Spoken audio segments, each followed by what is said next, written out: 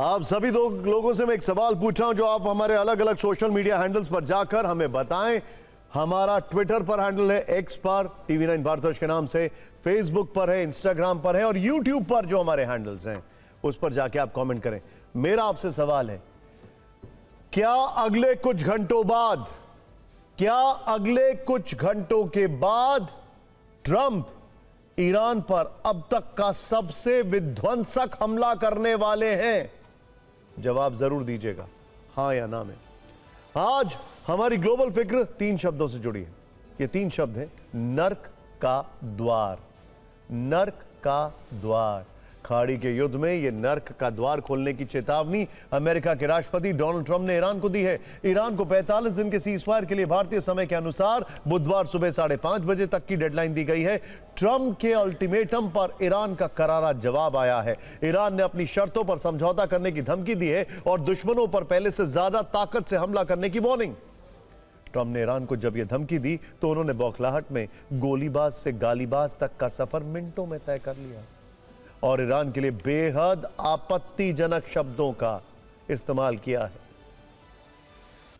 उन्होंने ईरान को यह धमकी होर्मुज़ स्ट्रेट न खोलने को लेकर दी है। जवाब में ईरान ने इस जंग के बीच सुप्रीम लीडर मुश्तबा खमनेई को अंडरग्राउंड मिसाइल सिटी के अंदर जाते एक AI वीडियो जारी किया है। वॉर रूम में इजराइल की डिमोना न्यूक्लियर फैसिलिटी का मैप दिखाया है और यह दिखाने की कोशिश की है कि ट्रंप अगर नर्क का द्वार खोलते हैं तो ईरान इजराइल में डिमोना को हिट करके वहां पर नर्क का द्वार खोल देगा। यह भी ऐलान किया है कि होर्मुज़ तब तक नहीं खुलेगा जब तक युद्ध में हुए नुकसान की पूरी भरपाई नहीं हो जाती। लेकिन इस सब के बीच अमेरिका और ईरान में बैकडोर चैनल से 45 दिन के सीजफायर वाला गुणा गणित क्या हाथ से बिठाया जा रहा है और कूटनीतिक पर्दे के पीछे कौन आखिर खेल खेल रहा है, यह भी बताएंगे। लेकिन पहले यह समझते हैं कि नर्क के द्वार पर न्यूक्लियर नॉक नॉक क्यों सुनाई दे रही है। क्या इतिहास में दूसरी बार अमेरिका न्यूक्लियर हथियारों का प्रयोग कर सकता है? क्या ट्रंप ईरान पर परमाणु हमला करके तेहरान में नर्क का द्वार खोल देंगे? क्यों ईरान युद्ध में वैसे भी एटम शब्द की बहुत अहमियत है? अमेरिका के हमले की मुख्य वजह तो आप सभी जानते हैं ना, ईरान का न्यूक्लियर प्रोग्राम है। दावा है कि ईरान का मुख्य मकसद परमाणु बम बनाना है। ट्रंप की नई धमकी, नई टाइमलाइन देखने से उनकी मानसिकता साफ दिखाई दे रही है। ट्रंप ने 26 मार्च को ईरान को समझौता करने के लिए 10 दिन की मोहलत दी है। यह मोहलत सोमवार 6 अप्रैल को अमेरिका के समय के अनुसार रात 8 बजे खत्म होनी थी, लेकिन उन्होंने टाइमलाइन बढ़ा दी है। 4 अप्रैल को ट्रुथ सोशल पर लिखा कि ईरान को 48 घंटे का वक्त दिया जाता है, फिर भी ईरान नहीं माना।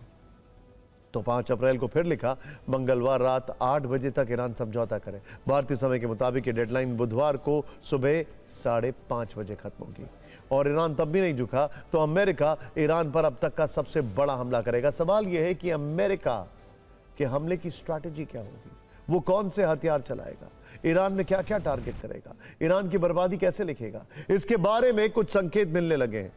एक संकेत तो खुद ट्रुथ सोशल पर ट्रंप ने लिखा। उन्होंने लिखा, एंड आई कोट, ईरान में पावर प्लांट और पुल दिवस एक साथ मनाए जाएंगे। इस जैसा कुछ और कभी नहीं होगा। होर्मुज़ स्ट्रेट खोल दो वरना नरक में जाओगे। ट्रंप ने इसके साथ ही ईरान को गालियां भी दी हैं, लेकिन ट्रंप के इस बयान से साफ है कि अमेरिका का निशाना ईरान में पावर प्लांट यानी कि एनर्जी के ठिकाने होंगे, ईरान के महत्वपूर्ण ब्रिज होंगे। अब बात अमेरिका के हमले की स्ट्रैटेजी की, ध्यान से देखिएगा। हवाई हमला करके ईरान के अंदर छिपी मिसाइल ठिकानों को भारी तबाही पहुंचाना, नौसैनिक हमला करके फारस की खाड़ी में ईरान के जहाजों को डुबोना, बैलिस्टिक मिसाइल से अटैक करके ईरानी कमांड सेंटर को दहला देना, GBU-57 बंकर बस्टर बम चलाकर जमीन के नीचे छिपे न्यूक्लियर प्लांट को तबाह कर देना, स्पेशल फोर्सेस की मदद से ईरानी कमांडरों को खत्म किया जाना, ईरान पर साइबर अटैक करके तेहरान में बिजली, पानी, इंटरनेट को ठप करना। अमेरिका सैकड़ों स्वार्म ड्रोन से हमला करके ईरान में बड़े पैमाने पर विनाश ला सकता है। इसके लिए तेल के कुएं, पावर प्लांट को निशाना बनाकर ईरान के जरूरी इंफ्रास्ट्रक्चर को बर्बाद कर सकता है।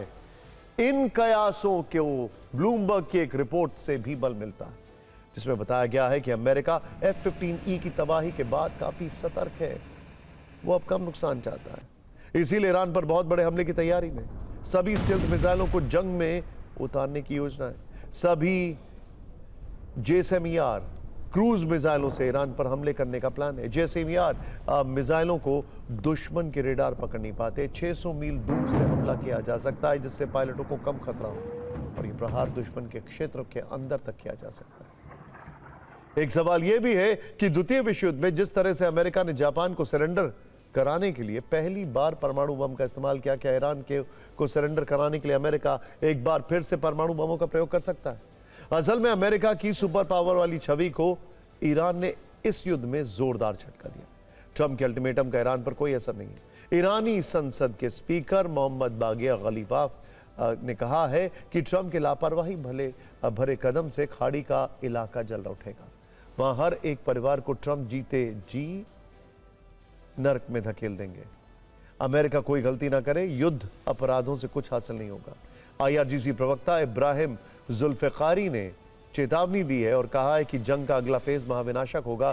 ईरान और ज्यादा ताकत से हमला करेगा, नागरिकों पर हमले हुए तो पूरा पश्चिम एशिया तबाह होगा।